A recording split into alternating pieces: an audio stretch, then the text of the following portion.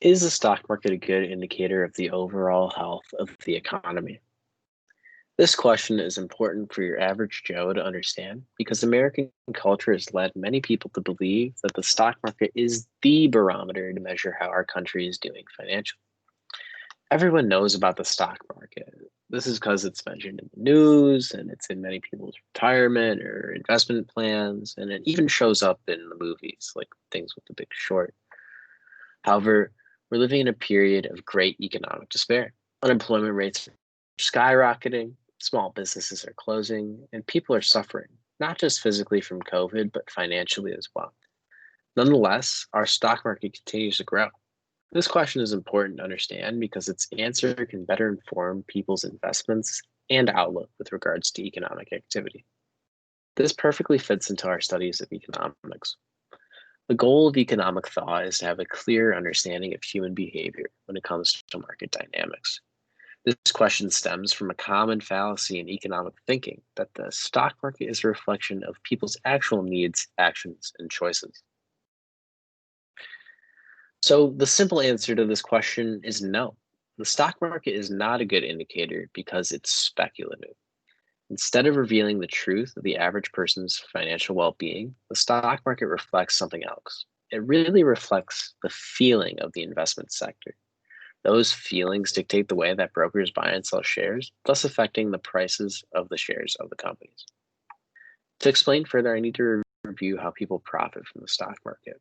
Essentially, in basic terms, pricing comes from investors buying and selling shares of companies based on a combination of their profits, assets, and the speculation on how much they'll think they'll be worth in the future.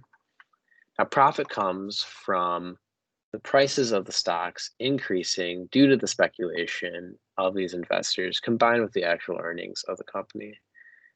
Then investors will sell their shares at a higher price and yield the profit in between. There are many factors that go into this, and there isn't a specific formula to determine speculation. Sometimes it can be about computer sales right before a holiday, or recently it could be about speculation for which company will produce the first COVID vaccine. Human emotion plays a huge role in driving up the prices in the market. So, what are some limitations to my ability to answer this question? Well, due to the complicated nature and human influence with how the market runs, there are times when the market does reflect our current economic state. It's definitely a piece of the larger picture, so this is not a simple answer. Another limitation has to do with how we define economic health. Some people put more weight on the health of the stock market, using it as a barometer to determine their feelings about how the economy is moving. On the other hand, other people look at their personal experience. How are things going with their job, or how is their salary, or are they unemployed or looking for unemployment benefits?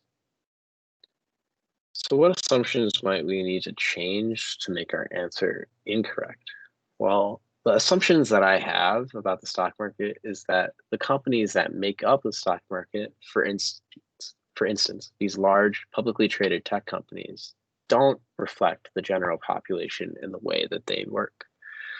Most people don't actually work at tech companies in America. So, what we would need to assume is that the stock market includes a broader section of companies that better reflect the actual American job market. And how confident am I that my assumptions are correct? Well, I think that the stock market is a good indicator to show the general mood of investors and their outlook for the future. However, it does not properly show the Main Street reality. Rather, it reflects the experience of a select group of investors, and therefore the stock market is not an indicator of overall economic health. Here are my sources. I hope you enjoyed my presentation, and have a nice day.